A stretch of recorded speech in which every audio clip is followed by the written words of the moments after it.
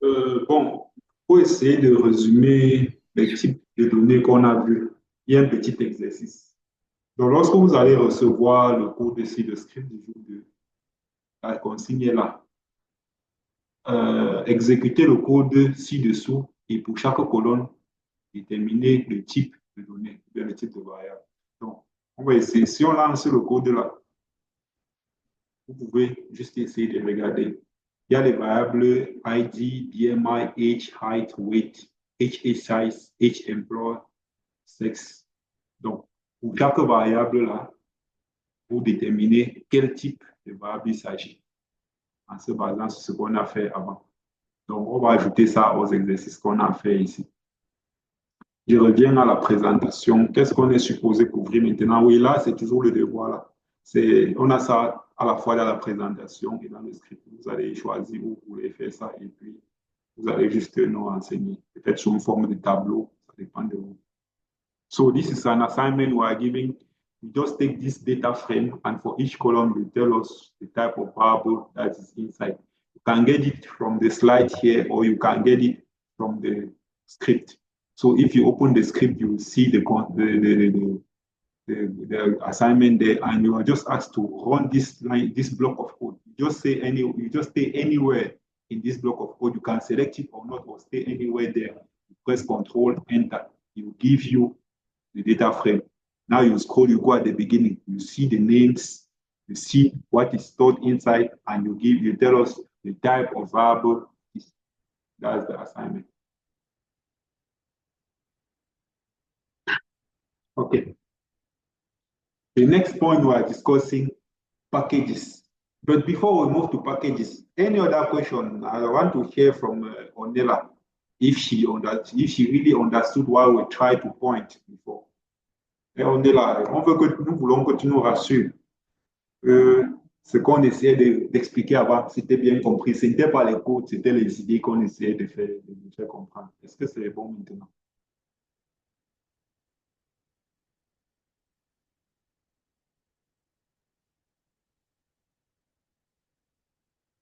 Oui, je n'ai pas suivi ta préoccupation. J'ai demandé si les idées qu'on essayait de faire transmettre avant étaient bien comprises. Le focus n'était pas encore sur les codes.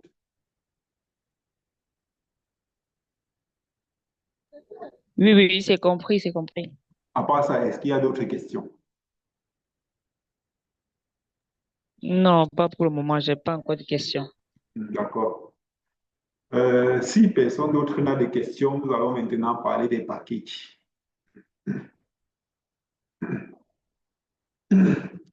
Donc, on doit juste retenir qu'un package dans R, c'est une collection de fonctions, de codes compilés et de données. Euh, Hier, malheureusement, on n'a pas eu le temps de voir comment on crée les fonctions.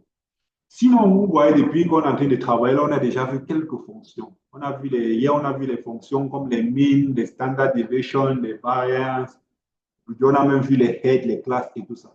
Ce sont des fonctions par défaut qui existent là dans R. Mais sous R, à la base, il n'existe pas les fonctions pour faire absolument n'importe quel calcul. Ça arrive parfois que vous voulez faire un calcul que la fonction n'existe pas dans R. Il faut à ce moment-là que vous créez vous-même une fonction pour le faire. Mais parfois aussi, ça arrive que quelqu'un d'autre a déjà créé la fonction quelque part et a mis ça dans un package et l'a rendu disponible. La seule chose que vous avez à faire, c'est de télécharger le package, charger le package et puis utiliser la fonction à l'intérieur. Parfois aussi, à l'intérieur du package, il y a les données. Donc, vous voyez, souvent un package est là pour vous servir peut-être de faire. Julius, Oui, monsieur Pascal. yeah, I will suggest something. Since we did not end by explaining, by showing how we can create our own functions, and I think it was also a good idea because it's knowing other functions that will help us to be able to create our own. So I promise that we'll have some time, maybe 45 minutes. We are going to extend maybe the training and get one day between Saturday and Monday so that I will get that short aspect and explain how you can create your own new functions. But I want you, if you can give me 5 minutes, let me show something in my screen so that it will help here too. Just 5 minutes or 10 minutes. Is it possible, Julius? There is no problem with that, Mr. Pascal. I stopped sharing. You can start sharing. Yeah. Okay, let me see here. I'm in my hard drive. I want to check something. I'm going there. Just a minute. Let me open.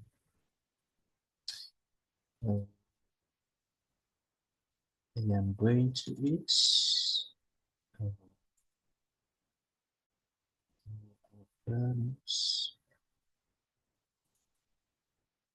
Sure, it's in the PowerPoint. It's just one slide on that function. So I would like to introduce it so that when you are continuing, it will make it better.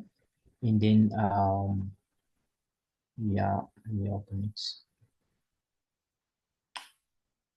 Just a minute.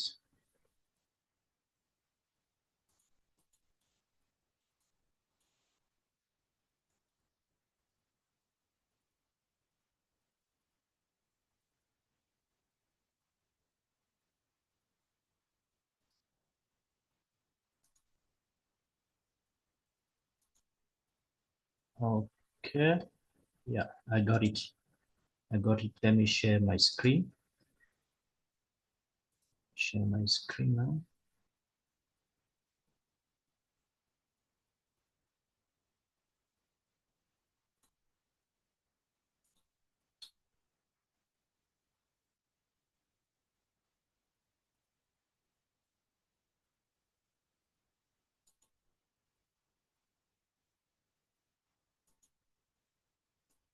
Can everybody see my screen?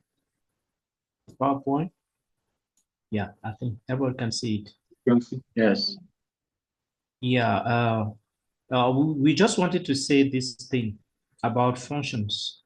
So what is really a function? What is really a function? So it's a transformation. It's a transformation. It's just like you have a machine. You have a machine in which you input something, that you introduce something to that machine and get something out as the output. Just like you take corn and then you put in a machine that grinds corn, say corn mire. So it grinds and then you obtain something different from the input. So that's what a function is. Donc, une fonction, c'est juste une transformation. Dans ce cas de la programmation avec R, c'est une transformation auquel nous mettons certains éléments, ce qu'on va appeler input. Nous introduisons quelque chose et puis dans cette machine qui est comme notre fonction, il y a transformation et que nous obtenons maintenant un résultat.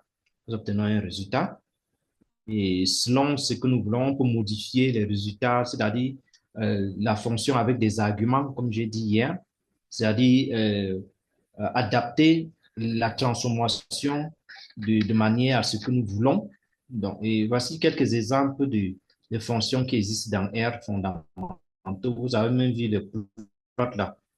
Et vous allez voir comment utiliser donc, avec Julius. Lorsqu'on va faire l'analyse exploratrice, on va prendre certaines fonctions qui permettent donc, on introduit dans cette fonction quelque chose et puis on obtient à la fin des résultats qu'on peut stocker quelque part. Voilà, c'est tout ce que je voulais dire, Julius. Peut-être avec la photo, si ça permet donc de comprendre ce qui se passe. Okay. Merci. Ouais, tu peux continuer. So we're discussing a bit about the relevance of packages, sometimes when the task you want to perform, R does not basically have the function to do that. You have two options. You can create the function yourself, or you can look around and see if there's a package having a function that solves your problem, and then you use it. So I've given here example of standard of mean, standard error, and geometric mean. Let us go a bit in R and see a bit what it is about. So let us imagine we want to compute the standard error to the mean. Basically, R does not have the function to do that. So, as it does not have the function to do that, if you want to compute it, you need to know the mathematical formula. Vous devrez connaître la formule mathématique pour faire le calcul vous-même lorsque la fonction n'est pas encore là. Donc, si on prend le cas de l'erreur standard, la moyenne, mean standard error, on sait que c'est la formule, c'est la racine carrée de la fraction. Non, pas la racine carrée de la fraction, c'est juste la fraction. De standard error sur racine carrée de la taille d'échantillon. Donc, nous connaissons tous cette formule de l'erreur standard de la moyenne. R n'a pas de fonction pour calculer ça. Parce que ça n'a pas de fonction, il faudra que nous traduisions cette formule pour que R comprenne pour nous faire le calcul. Donc, si on veut faire ce calcul, par exemple, on sera obligé de... Si on prend le cas de la glycémie, on sera obligé de dire, bon, standard error, la formule, la fonction qu'on a vue hier, standard error de glycémie divisé par la racine carrée square root de sample size. Donc, pour avoir ça, je vais dire length de glycémie. On va revenir à ces fonctions-ci. Voilà l'erreur standard de la moyenne. Vous voyez, pour calculer ça, parce que R n'a pas de formule pour le faire, j'ai été obligé de traduire cette formule mathématique en une formule que R peut comprendre pour nous faire le calcul. Si on prend un autre exemple, comme la moyenne géométrique, on sait que la moyenne géométrique, c'est l'exponentielle de la moyenne des logarithmes. Donc, si je dis par exemple exponentielle de la moyenne des logarithmes de glycémie, ça me donne là la moyenne géométrique. Mais si j'ai le package, si j'ai par exemple le package DEX-Tools, if I have the package DEX-Tools, I don't have to worry too much about that mathematics up there. I don't need to know, well, it's always good to know, but I must not know those mathematical formula to bring out the result. Because I have the package, I can use functions under the package to get my result.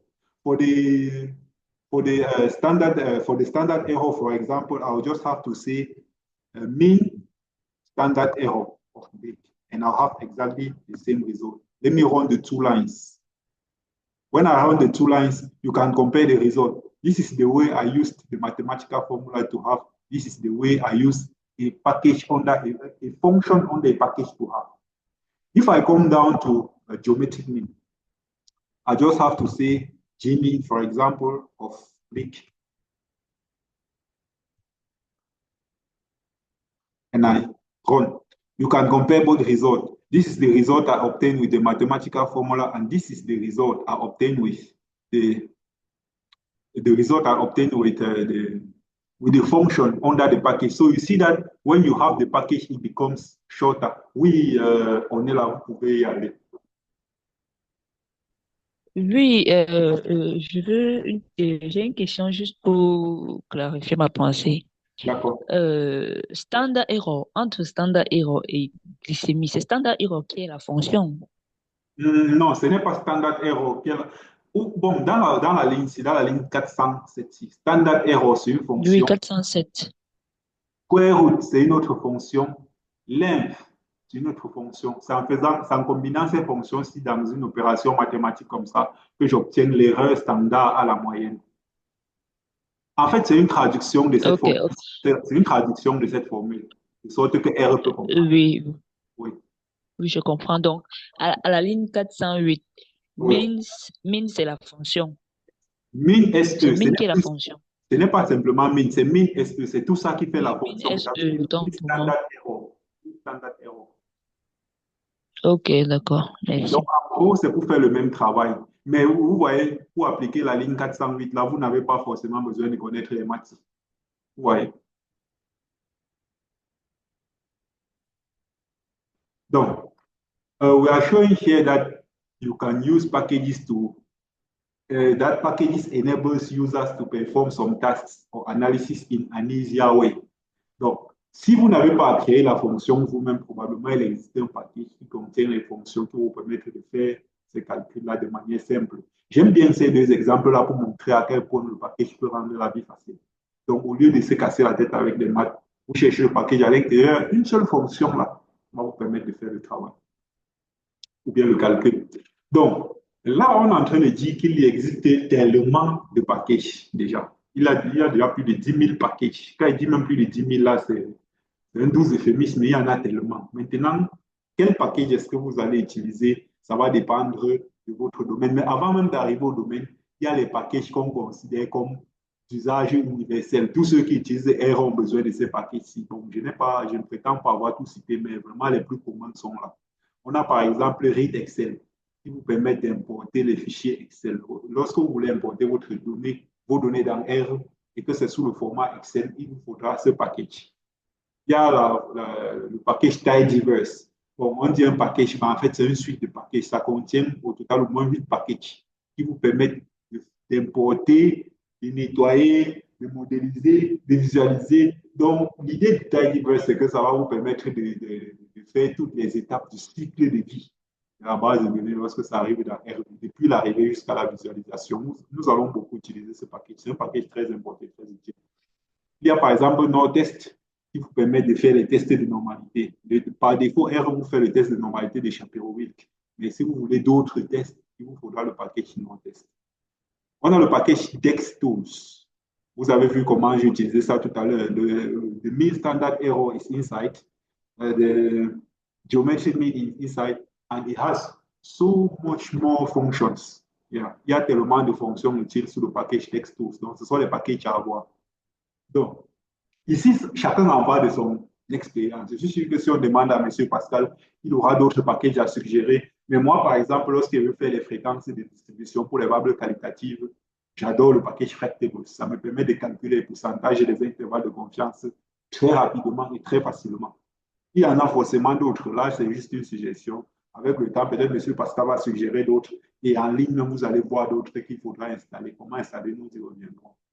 Il y a un package aussi pas mal intéressant, ça s'appelle Forum comme étranger. Lorsque vous voulez importer votre base de données qui vient par exemple de SPSS, c'est possible grâce au package Forum. Parce que par défaut, R ne peut pas importer ces données-là, il vous faudra ce package qui vous permet d'importer des données d'autres formats, dans d'autres logiciels et tout. Donc voilà quelques packages que j'ai préféré classifier sous la catégorie de packages génériques. Peu importe votre domaine, il vous faudra installer ces packages. Maintenant, selon vos domaines, il vous faudra installer d'autres packages un peu plus spécialisés. J'ai pris quelques exemples. En épidémiologie, par exemple, voilà quelques packages qui sont d'intérêt là-bas. Si vous êtes écologue comme M. Pascal, vous faites les études de biodiversité, voilà quelques packages qui sont très communs là-bas. Donc, les tailles, les Biodiversity R, Vegan, INEX, vous allez voir, ça fait beaucoup de bonnes choses. Donc, le package, c'est un truc que vous devez avoir. Lorsque vous allez ouvrir, si M. Pascal ouvre les scripts qu'il a écrits pour l'analyse des données dans le passé, même présentement, au tout début, là, vous allez toujours voir, il a chargé les packages, un certain nombre de packages qu'il va utiliser pendant les analyses. Donc, on doit être familier au package. On va voir un peu comment installer, comment charger et tout. Donc, les packages, vous allez commencer par installer ceux-là et avec le temps, selon votre domaine, vous allez découvrir d'autres packages qu'il vous faudra. Lorsque vous allez, par exemple, lire un tuto en ligne, on va vous dire, bon, vous faites telle chose, il vous faut tel package. Il faudra juste que vous installiez le package pour être capable de faire la chose en question. So, I was saying that in R now, in the repository, I don't know if I would say the repository or the online portal, we already have so many packages, like 10,000 packages. You don't have to, you must not have them all in your computer.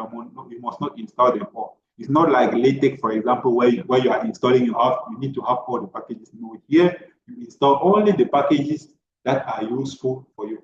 Now, the package you will need will depend on your field of interest or your field, okay?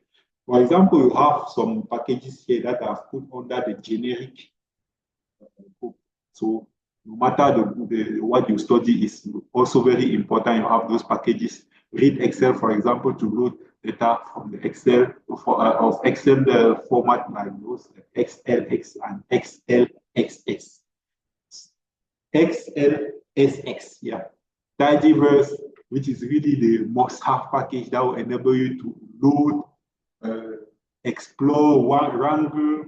You can do anything with data using Tidyverse. Generally, you use it. So we come back to some functions under the Tidyverse. It's actually a set of about 8 packages. So when you don't want to care about loading one after another, you can just load Tidyverse and everything will come together. You will be able to use any function from any package under Tidyverse. You now have the NoTest package. This package will enable you to perform normality tests. By default, R enables you to perform tests like Shapiro-Wilk test, but if you want to do another normality test, you need this NoTest because those functions are found here. Not only here, you can see it elsewhere, but this package contains most of those normality tests. Now you have these text tools. This is the package I used to compute the mean standard error and the geometric mean before. So it's a package you need to have. It can enable you to do a lot of interesting computation, even the confidence interval of the mean and so on. Text tools can enable you to compute that. Now, when it comes to qualitative variables, when you are doing frequency distributions, it would be good to have these inputs. It's also a very interesting package for that type of task. And the last package we have here is Foreign. This Foreign enables you to import data from other softwares like SPSS. You know that data format there, SAV. Yeah. If you have your data set from SPSS, the extension is SAV. Using the package Foreign, you'll be able to import it into R and perform analysis on it. So because it's from SPSS, it should not be a problem. You can still import it in R and work with it, even from Stata and so on. Foreign gives you function that will enable you to import those data formats. Now, depending on your specialization, depending on your field of interest, you can have some packages that are really specific to that field. I've taken 2 examples here. The example of epidemiology. When you are doing epidemiology, you have a couple of packages here that enable you to do some epidemiological studies when you are computing things like relative risk, odds ratios, and so on. Those packages here will enable you to do that. I'm not saying that all those things you must have those packages to do that, but those packages are there to make the task a bit easier for us. So when you see all those things you do with a PMFO, those packages will enable you to do that. Now, if you are an ecologist, you do biodiversity studies, those are a couple of packages that can be interesting for you there. So I don't know what's your field of study. You should first have those generic packages. Now, depending on what you do, with time, you'll be adding packages. You go online, you say that, okay, I want to do accumulation curve. You see an article describing it, and from there, you discover packages you need to have. Donc, les packages dont vous avez besoin, vous allez les découvrir avec le temps, au fur et à mesure que vous cherchez les choses, vous allez voir les gars utiliser certains packages. Vous les installez aussi et vous les utilisez. Now, we're discussing about how to install the package. The installation is very simple. You just have to type the function install.packages, and inside the bracket, you give the name of the package in quotes like this. So if I want to install, for example, NoTest, I said before, I just say install the packages NoTest. I close quotes, I close the bracket, and I want to install the package for me. Now, if I want to install many packages at once, I can use the function install.package, and I put inside, I put a C like this, and I put my packages inside, exactly like this. And from what we discussed before, this is actually a vector of packages. When you already say C and you put them inside and separate by formats like this, is a vector of package. So you can install a single package at once, or you can install a vector of packages at once, like this code is showing.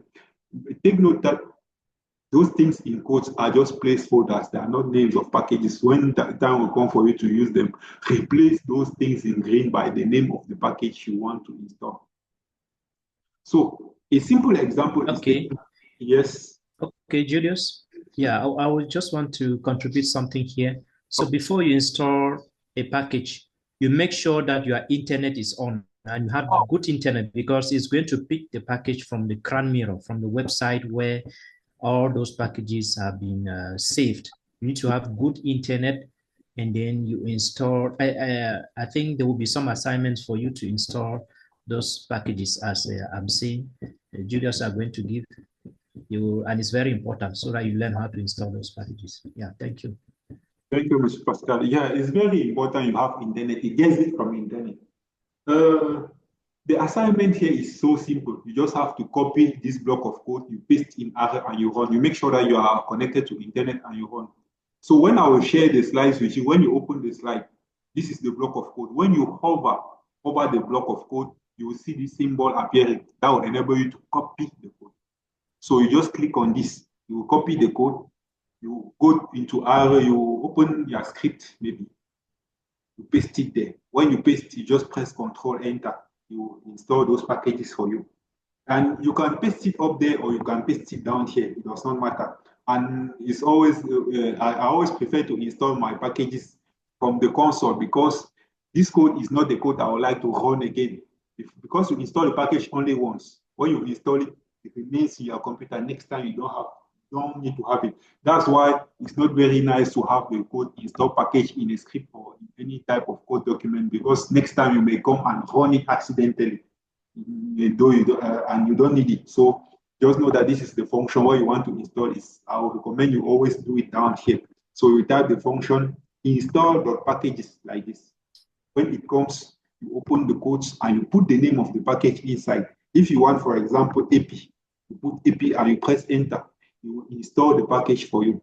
And when it has installed, you will be able now to use.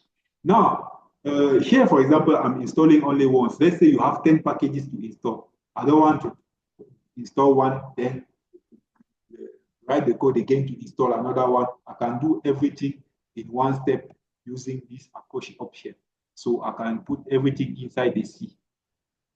And if you are a bit bothered by the fact that this code is taking 2 lines, it's just that I decided to make it 2 lines, not for it to cross these lines. I'll not have to scroll horizontally to access it. So that type of indentation is just there to make the code easier to read.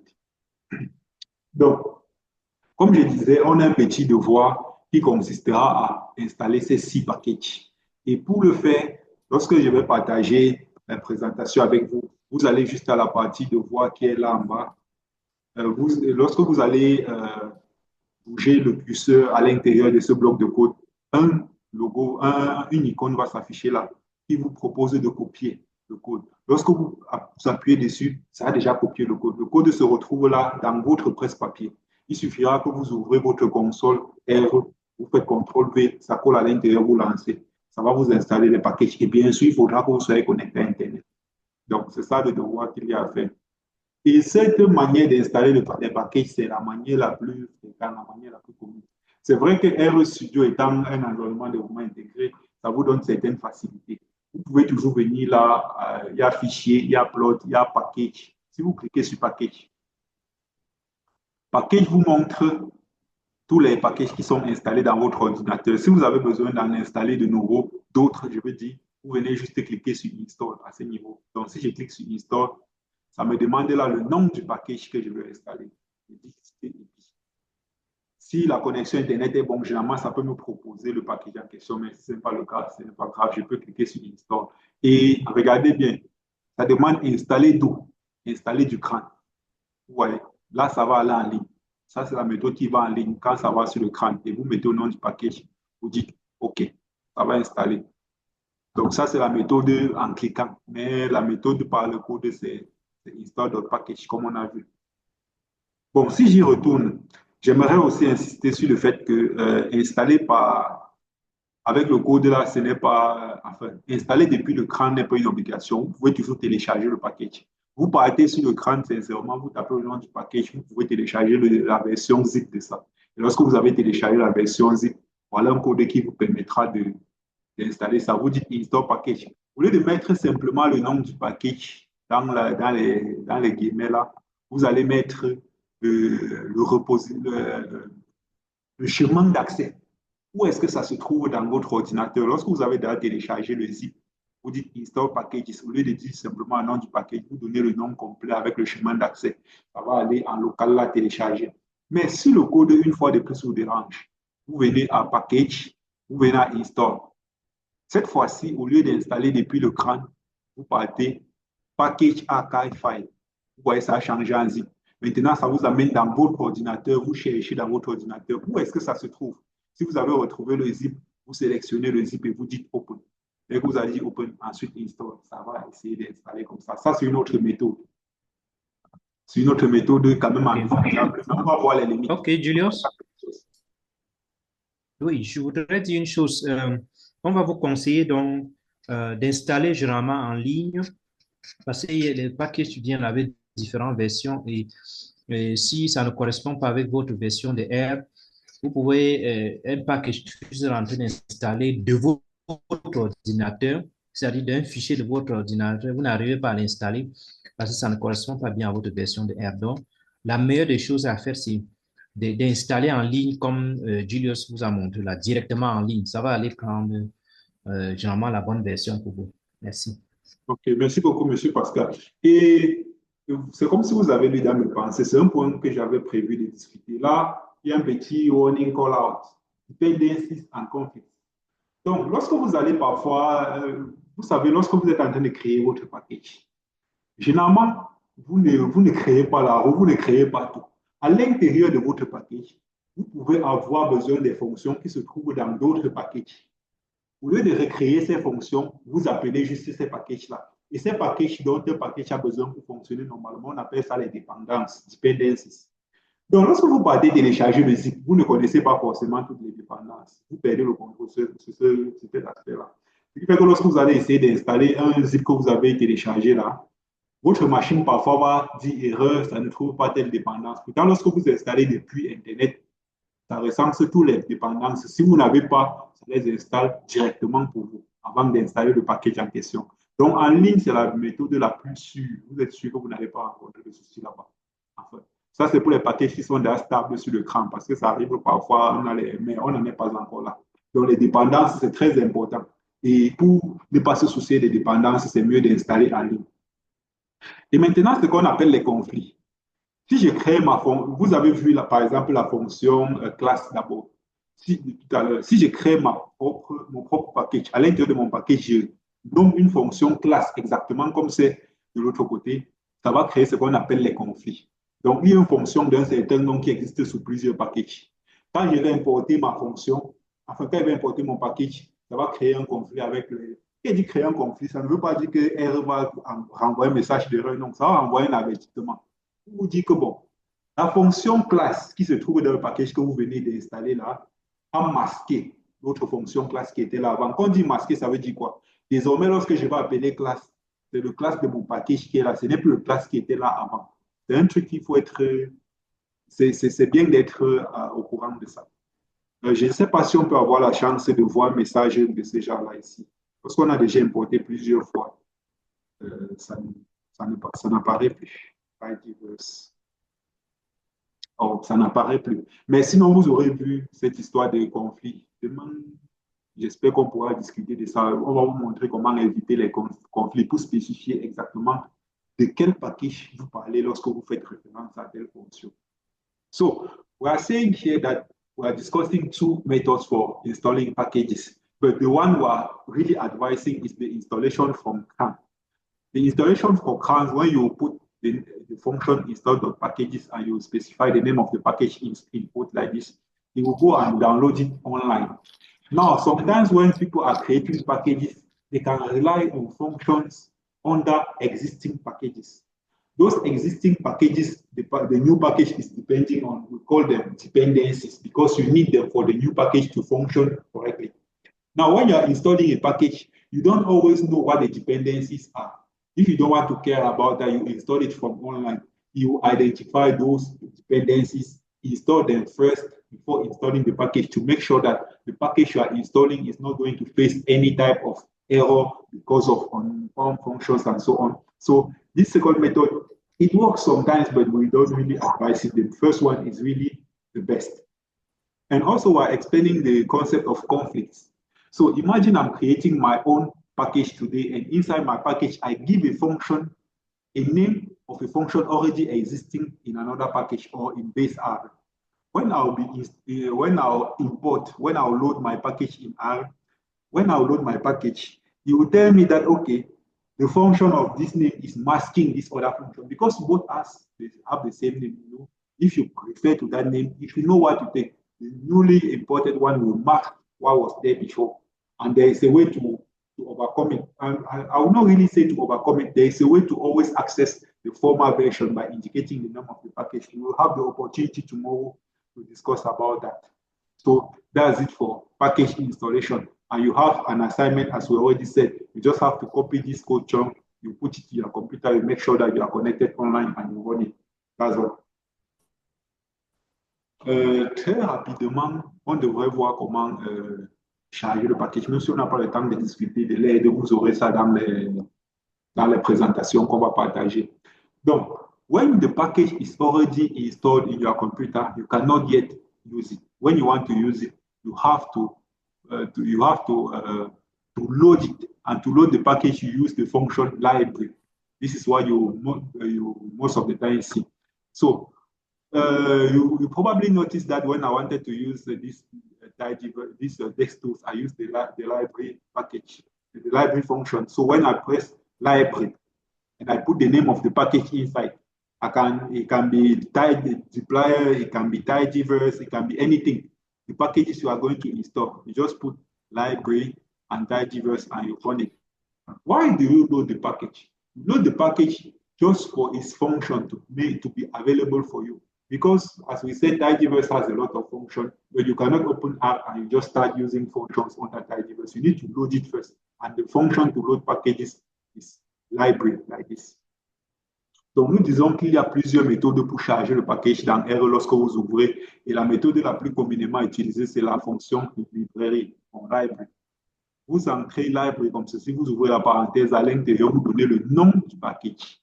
Lorsque vous chargez le package, c'est pour que les fonctions qui sont dans ce package-là soient disponibles pour vous à utiliser. Lorsque c'est installé, ce n'est pas tout, vous ne pouvez pas encore utiliser. Tant que vous n'avez pas lancé la ligne library, le nom du package. Vous pouvez mettre le package entre guillemets ou pas, tel que c'est commenté là. Donc, pour l'aide, vous allez lire ça dans la présentation que nous allons partager. C'est vrai que j'aurais aimé avoir même 15 minutes pour vous expliquer comment manipuler ces présentations-là, parce que ce n'est pas vraiment PowerPoint, c'est un fichier HTML, mais bon, on peut discuter ça même demain, ça dépendra. Donc, je crois que je peux m'arrêter là pour ma présentation. J'attends les commentaires. Okay, Julius, thank you very much. And I think the notion of package will always come up in subsequent presentation. Any workshop that you participate in, there will always be this notion of package. So we cannot do everything. It's not possible in one session, in two sessions. You always be learning it, and then it's good you learn step after steps. And what you have got today is already very, very important. If you can load your package and if you can install and load, that's already the competence that you must have developed here. Even though you don't yet know the functions within it, but now when you start using, when you start analyzing, you then learn those functions that you use in each of those packages and use them. So that's it. And if there is, we are soon going to end. If there is one or two questions, and if there is any other thing, then on Saturday we are going to add in the session that we are having on Saturday. Okay. S'il y a des questions, ça va s'arrêter bientôt. J'aimerais mentionner que tout ce qu'on a fait aujourd'hui, c'est déjà en ligne. Je viens de balancer ça en ligne en écrivant ces quelques lignes de code ici, donc la présentation, les scripts, tous les codes, c'est déjà en ligne.